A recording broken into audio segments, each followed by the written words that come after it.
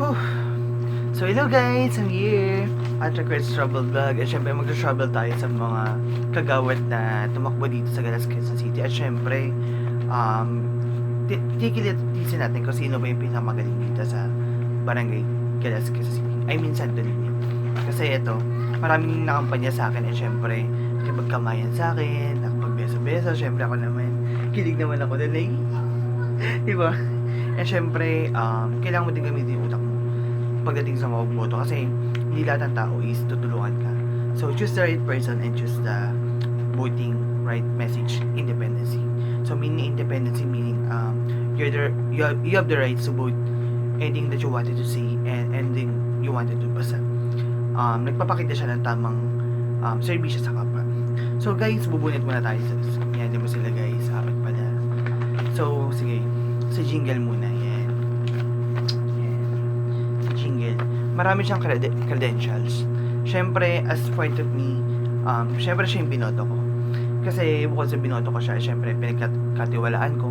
At syempre kakalala ko yung mismong kaklase ni Ate Net. Syempre beshi ko siya na nagbigay sa akin ng flyer sa to. Syempre ako naman. Diba? As a college graduate, si Julie talaga ay maasahan talaga. You know why? Kasi jingle talaga yung pangalan niya.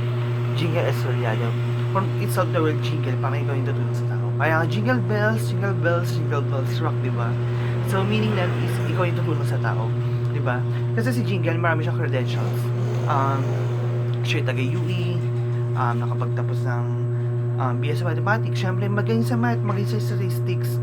Siyempre, marunong siya kumilatis kung ano ba tamang proseso na pwedeng ikaganda ng barangay. At siyempre, platform na rin niya para ikaganda ng ekonomiya at syempre ng bansa Pilipinas. So, ito yung platform niya, di ba? May jingle house dito nakalagay yan. Sobrang dami niya. So, isa lang yung babasahin ko dito. Syempre, yung paborito ko dito is yung peace and order. Magkaroon ng sapat bilang para sa ating BPS na paglingkod ng 24 shifting time. Syempre, dun sa magkaroon ng sapat na bilang para sa ating BPSO na maglilingkod ng 24 shifting time. So, meaning ng BPSO is something na makatulong siya sa'yo at syempre din sa kakaganda ng barangay. At magkakaroon din ng mga basketball tournaments para sa ating mga kabataan na may sport. So, yun yung platform niya. So, kapag siya yung nanalo eh. So, kapag pwede niya siyang tanongin about sa mga sports and syempre, economic communities just like livelihood din. Mabibigyan ng pagkakataon ang mga magulang na maturuan ng mga pamamaraan upang kumita katulad ng pananahi, paggawa ng sabon, paggawa ng process meat, basic and cooking. So, pwede nyo siya kausapin na about dyan. Kaya nga jingle bells, diba? Siya yung tutulong sa tao. So, Merry Christmas nga pala guys kasi first time ko ito i-vlog at syempre, as part of me kay Alvin Casudio na naging tropa ko na din eh. Syempre, diba? Kapag kamayin sa akin, syempre binoto ko na din, diba? I just this jingle kasi marami siyang credentials. Bukod sa marami siyang credentials, marami siyang experience sa lahat, diba? So, thank you, Jingle. Palakpakan naman tayo dyan, guys. Woo!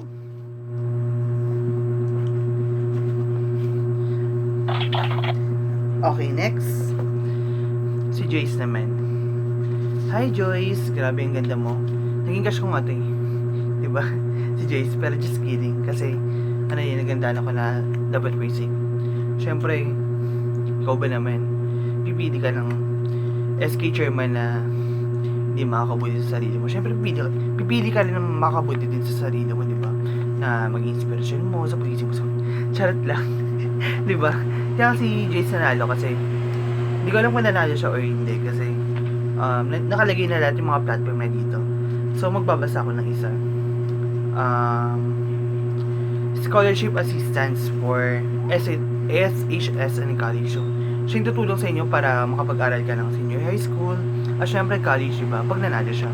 So Joyce, palakpakan naman tayo dyan. Kasi, sobrang galing mo talaga. Naging idol kita at naging inspirasyon kita. Naging crush kita. Totally, diba? So, Joyce, paramdam ka naman. So, next. Yan sa hindi ko makakalimutan. Si Boyet. Algon Kagawad. Kasi, siya, tumatakbo siyang kagawad. Di syempre nanalo siya, di ba? Alangan di ako magpalakpakan sa kanya. Kasi lahat sila nanalo, di ba? Paunalo. Binura niya pa nga eh, kasi pwede naman yun. And syempre as a policy na kailangan ibura sa barangay na paunalo, dinilet nila yung baka mamaya ma-disqualified or what. So respeto na lang, di ba? Ang kampanya dito ay bawat oras na maasahan. So totoo nga ba, boy? At, di ba? Lalapitan kita, ha? Kapag ito, MLan to. Papabarangay kita. Char! So, boy, thank you dahil nakapagkamay ka sa akin, di ba? Wala pa rin tayo dyan. Hindi talaga ito makakalimutan kasi sobrang saya ng political campaign nila sa akin. Siyempre, naging history ka na din, di ba? So, thank you, boy, at kapagkamay, malalapitan ka, ha? Sige. So, next naman tayo sa pinaka-last. Team Camarilla naman siya, both Renato for Kagawad. Ito naman, nakapagkamay din siya. And syempre, yung mga sila Doc Peter, ito, grabe. Yung first expectation ko sa kanya, ano ba talaga, maasahan din eh. Kasi, kaya nga siya tumakbo, diba?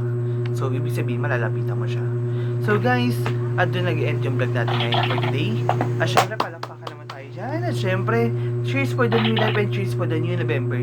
So, yung intermission number ko dito is sa susunod na ulit. So, guys, don't forget to like, share, and subscribe at Record Brian Aldrich Press 6 and 8 7. And syempre, feel free to comment below kung may mga katanungan kayo. At syempre, mga clarifications sa pwede nang ayusin.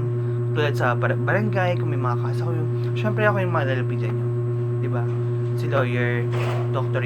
Record Brian Aldrich Press ng Oxford University. So, thank you guys sa pakinig at see you on my next vlog. Goodbye!